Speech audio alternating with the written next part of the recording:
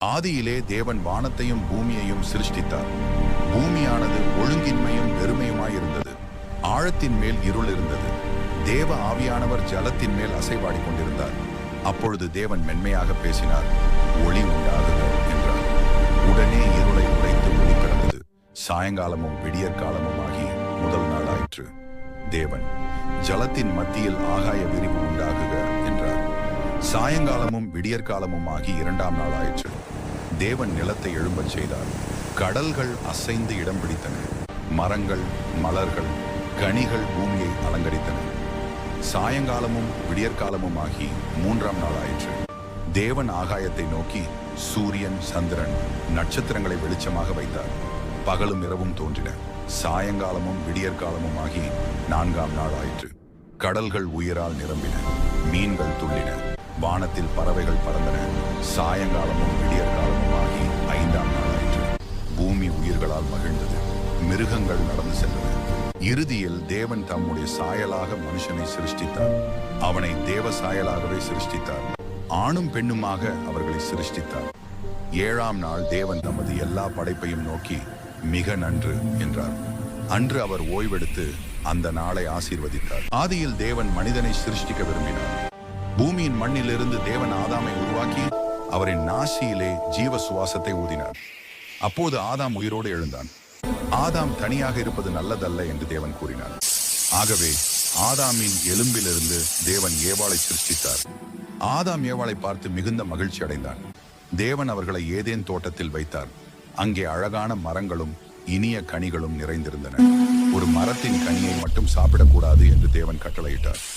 ஒரு நாள் சர்ப்பம் ஏவாளை ஏமாற்றியது. ஏவாள் அந்த கனியை சாப்பிட்டாள். ஆதாமுக்கும் கொடுத்தாள். அவர்கள் தேவனின் வார்த்தையை மீறினர். அப்போது பாவம் உலகத்தில் வந்தது. ஆனால் தேவன் அவர்களை முழுமையாக கைவிடவில்லை.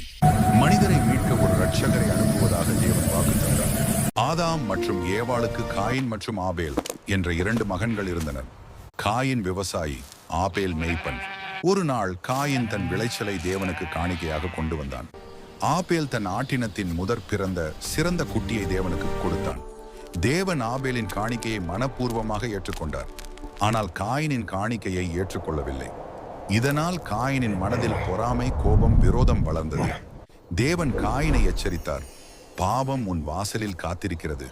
நீ அதன் மேல் ஆட்சி செய்ய வேண்டும். ஆனால் காயின் கேளவில்லை. ஒரு நாள் காயின் ஆபேலை வயலுக்கு அழைத்துச் சென்று அவனை கொன்றான். தேவன் கேட்டார், உன் சகோதரன் ஆபேல் எங்கே? காயின் பதிலளித்தான், நான் என் சகோதரனின் காவலனோ? அன்றே தேவன் காயினை தண்டித்தார். தேவன் இதயத்தை பார்க்கிறார். பொறாமை உயிரை கொல்லும், ஆனால் அன்பு உயிரை காப்பாற்றும். காயின் ஆபேலை கொன்ற பிறகு ஆதாமும் ஏவாளும் மிகுந்த துக்கத்தில் இருந்தார்கள். அவர்களின் குடும்பத்தில் நம்பிக்கை மங்கியது. அப்போது தேவன் ஆதாமுக்கும் ஏவாளுக்கும் மற்றொரு குமாரனை அளித்தார். அவனுக்கு அவர்கள் சேத் என்று பெயர் வைத்தார்கள். ஆபேலுக்கு பதிலாக தேவன் கொடுத்தவன் என்று அவர்கள் சொன்னார்கள். சேத் தேவனை அஞ்சும் மனிதனாய் வளர்ந்தான். அவன் தேவனுடைய வழிகளில் நடந்து நீதியையும் சத்தியத்தையும் பின்பற்றினான்.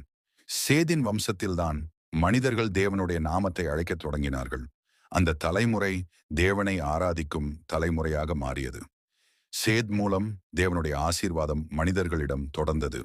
பாடம்: அழிவுக்கு பிறகும் தேவன் நம்பிக்கையை அளிப்பவர். அவரை அஞ்சும் தலைமுறை ஆசீர்வாதத்தின் பாதை. ஒரு காலத்தில் உலகம் தீமை, அநீதி நிறைந்ததாக இருந்தது. ஆனால் நோவா என்ற ஒருவர் மட்டுமே நல்லவராக கடவுளை நம்பி வாழ்ந்தார். கடவுள் நோவாவை அழைத்து, ஒரு பெரிய பேழை கட்டு, பெரிய வெள்ளம் வரப்போகிறது என்று சொன்னார். நோவா எந்த சந்தேகமும் இல்லாமல் பேழை கட்டத் தொடங்கினார். கடவுள் சொன்னபடி ஒவ்வொரு உயிரினத்திலும் ஒரு ஜோடியை நோவா பேழைக்குள் கொண்டு வந்தார். பறவைகள், மிருகங்கள் ஊர்வன. All animals entered the ark. பிறகு கனமழை பெய்தது. 40 நாட்களும் 40 இரவுகளும் மழை பெய்தது. உலகம் முழுவதும் நீரால் மூழ்கியது. பேழை மட்டும் பாதுகாப்பாக மிதந்தது. மழை நின்ற பிறகு நீர் குறைந்தது. நோவா ஒரு புறாவை அனுப்பினார். அது ஒலிவிலை கொண்டு திரும்பியது. புதிய வாழ்க்கை தொடங்கியது. கடவுள் மனிதர்களுக்கு புதிய வாய்ப்பு அளித்தார். நோவாவின் காலத்திற்கு பிறகு மனிதர்கள் ஒரே மொழியை பேசினர். அவர்கள் ஒன்றாக சேர்ந்து, வானத்தை தொடும் ஒரு பெரிய கோபுரம் கட்டுவோம், நமக்கு பெயர் உண்டாகட்டும் என்று தீர்மானித்தார்கள். பாபேல் என்ற இடத்தில் அவர்கள் உயரமான ஒரு கோபுரத்தை கட்டத் தொடங்கினார்கள். செங்கற்களும் களிமண்ணும் கொண்டு தங்களின் பெருமையை வெளிப்படுத்த விரும்பினார்கள். ஆனால் தேவன் அதை பார்த்தார். மனிதர்கள் தங்களை தாங்களே உயர்த்தி கொண்டிருப்பதை அவர் கண்டார். அவர், ஒரே மொழி இருந்தால் இவர்கள் எல்லாவற்றையும் தங்கள் விருப்பப்படி செய்வார்கள்.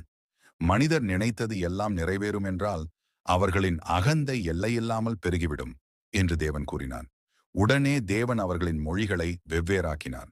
ஒருவர் பேசுவதை மற்றொருவர் புரிந்து கொள்ள முடியவில்லை. குழப்பம் ஏற்பட்டது. வேலை நின்றது. கோபுரம் முடியாமல் போனது. அந்த இடம் பாபேல் என்று அழைக்கப்பட்டது. மனிதர்கள் பூமி எங்கும் சிதறிப் போனார்கள். இதன் மூலம் நாம் அறியும் பாடம் ஒன்றே: மனித பெருமை அல்ல, தேவனுக்கு அடங்கிய மனமே உயரத்திற்கு வழிகாட்டும்.